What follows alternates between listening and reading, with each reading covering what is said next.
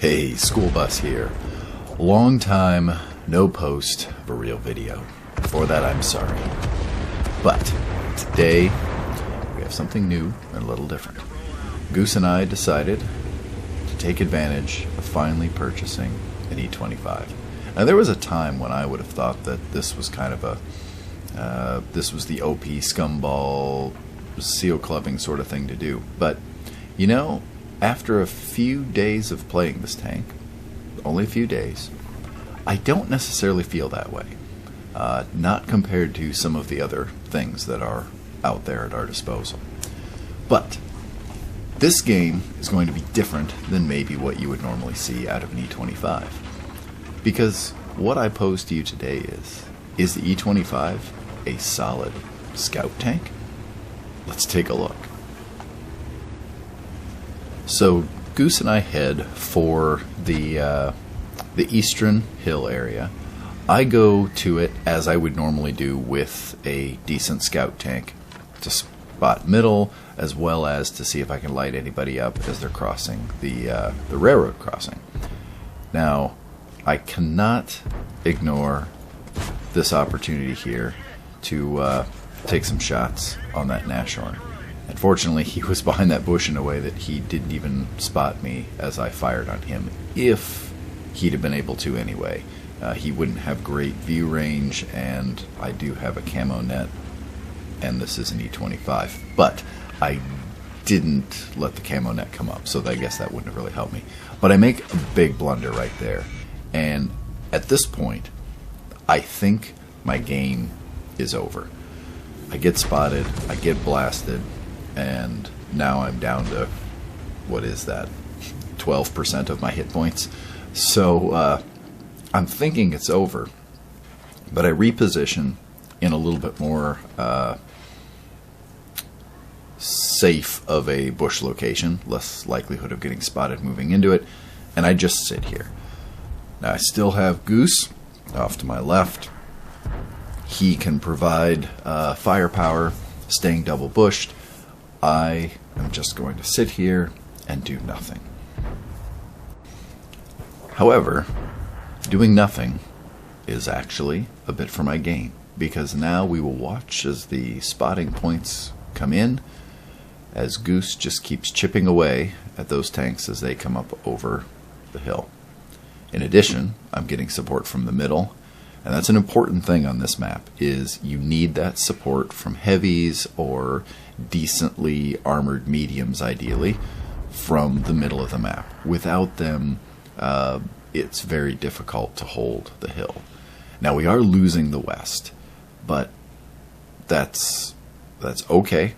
We still can defend against that, and we'll address that in just a moment. But I'm going to see this through up here. I'm going to keep spotting, and we're going to try and remove as much of the threat here in the east as we can. The goal after this will be to move over and to begin using the spotting locations against the western assault on our base. But notice, artillery's moving, the team is getting back into cover. So that's good. I've actually witnessed a lot of good team play here in the last week or so. I don't know if a global pandemic just has that effect on the world of tanks or not. I'm not sure. Now we're getting some pings that folks are getting impatient with us up here, but the better we can get this cleared out, the more likely we're going to be successful at the end of the game. So now I'm going to relocate. Goose and I agree. He will stay there. He'll see that through. I will put on my scout tank hat, grab a bunch of lumber, it appears, and head over to the other side of the map. Now notice the E-25 doesn't have great spotting when it's on the move. I'm running binocs.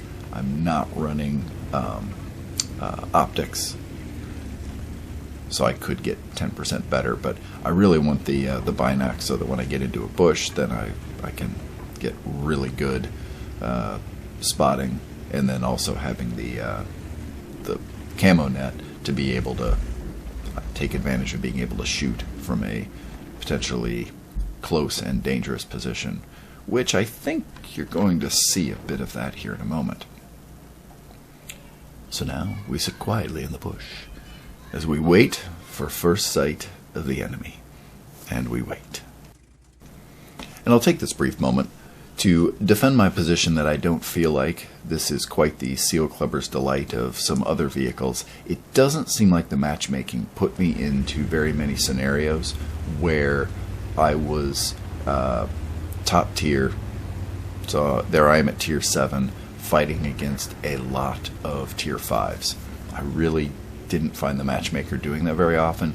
In that scenario, yes, this thing would have a very, very distinct advantage.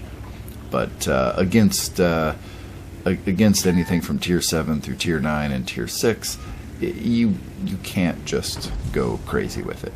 I get really lucky here. I try and go for a more aggressive bush position. I can't get it. Fortunately, there's a lot of dead tanks here to hide behind along the road. Now I'll retry this, being a little more careful. Oh, I take that back. No, I go back to my other bush first. I really chicken out. Sorry, there's some repetition here of what I do in this in this match.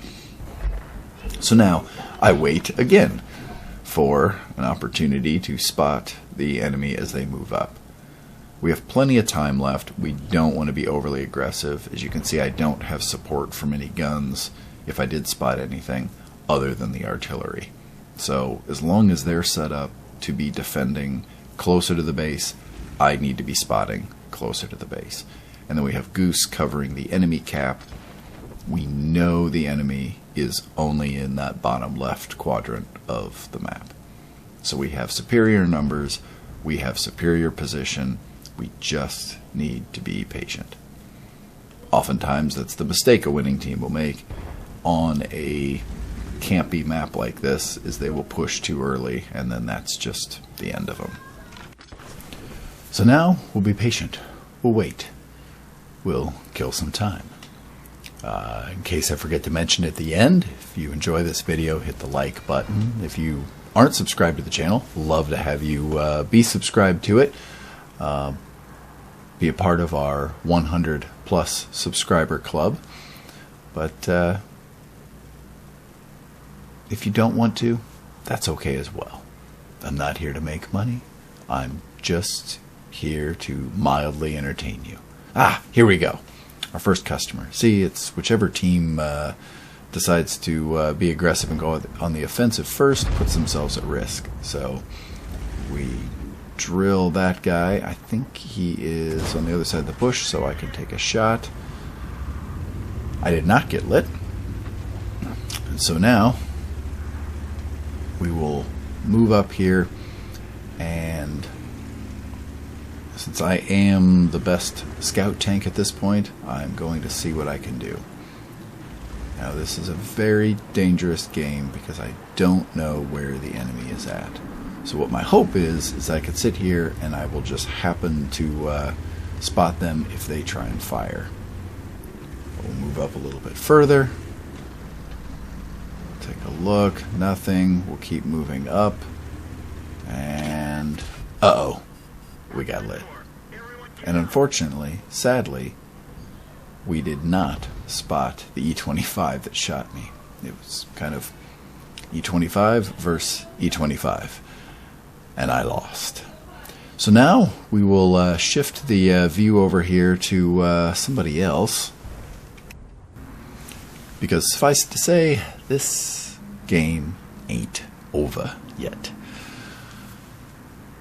So Goose begins to head south again we want to make sure that they can't sneak around through their cap and get around to the other side of the map. We, again, have the enemy pretty well contained, at least we believe so, on this side, the west side of the rails. So now I'll jump over. Goose has now mirrored what I was doing earlier. Now on the south end of the map, sitting in the bush. And the T-44 actually lights a few targets. Goose is able to take some shots. Now the enemy's starting to get a little bit low. The E-25 makes a break north to come up to our base side of the map. But he's smart. He stays in the trees, he goes dark. So now Goose takes the advantage to move in down here, knowing the E-25 isn't there spotting anymore. Or just executing the pincer move. Ooh, that's a very unhappy camper. I think that might have been the enemy team seeing the end of the map, or maybe that was Goose, premonition of what was about to happen. Anyway, he managed to light 2 tanks, and one of them is now dead. So now we only have 2 enemy tanks remaining, and we have 5. So I still like those odds. The question now will be, where will the enemy show up? So we have our offensive pieces now are the T-28 prototype and the T-44. And I will point out, the T-28 asked the question early on in the game, hey, did the T-28 get nerfed somewhere in the semi-recent past? I've been away from the game for a while. And I make a comment to him at the end that I don't want to forget to point out that actually, no, it has not been nerfed. It's just everything else has kind of crept up, and there's just been a lot more penetration added to a lot more tanks, and so tanks that haven't been touched aren't as capable. But he does a good job spotting, gets one shot in, somebody else finishes off, and now we're down to 1 enemy tank remaining. Where did that E-25 go? Did he go over to the 0 line? Did he somehow sneak his way up the 1 line? What's your guess? Is he over there? Guessing he is, because that's where everybody's clicking. But at this point, I think it's best the T-44 and the T-28 prototype, they move to the base, it forces cap. There we go, there's a E-25 mid-map. He now is going to try and go north. I don't know if I were him, what I would try and do at this point. I think I would try and get away from the Borsig and go dark, and then maybe jump over to the other side of the map to try and circle back to my cap. So he's dark. He would now be in a position to do that. The more we can get on cap, the less likely that could be a success. The Hummel is also headed south, so he could work his way over here and potentially be helpful. We've actually seen a lot of movement from our SPGs in this game.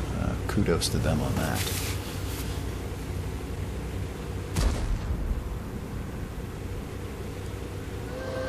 We just kind of wait here.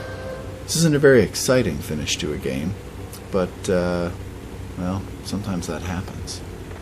There's my exchange with the prototype player. That yeah, there's just been a little bit of a change in the power of tanks, a bit of creeping in the upward direction.